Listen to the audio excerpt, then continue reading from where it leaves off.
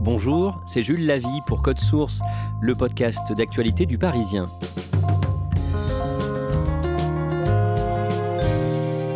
Le Tour de France cycliste s'est refermé le dimanche 18 juillet à Paris sur une deuxième victoire d'affilée du Slovène Tadej Pogačar. Un tour marqué par de nombreuses chutes, une météo par moments exécrable et, une nouvelle fois, par des soupçons de dopage.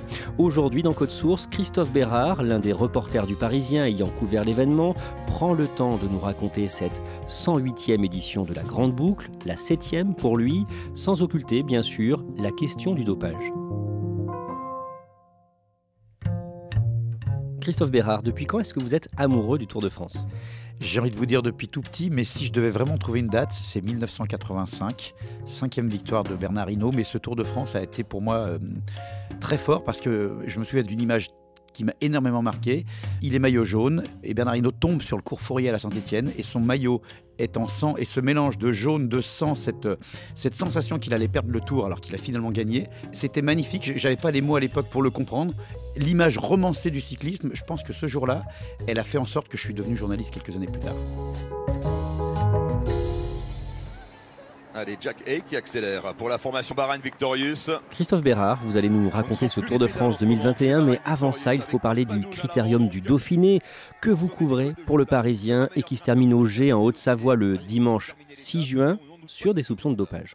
Oui, parce que les deux dernières étapes sont remportées presque par un quasi-inconnu qui s'appelle Marc Padoun, qui est un coureur ukrainien de l'équipe Bahreïn. Très démonstratif, Marc Padoun qui joue avec le public. Et ça nous promet une équipe Bahreïn Victorious de feu sur le Tour de France. Avec une force presque étonnante, insoupçonnée.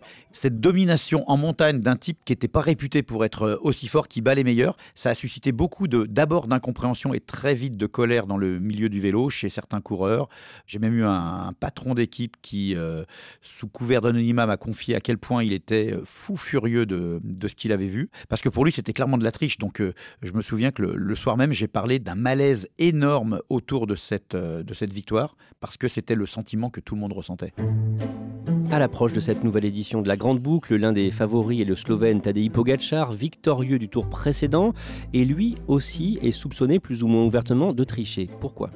Déjà par la manière dont il avait gagné le Tour de France 2020, presque comme un hold-up lors de l'avant-dernière étape, le contre-la-montre de la planche des belles filles.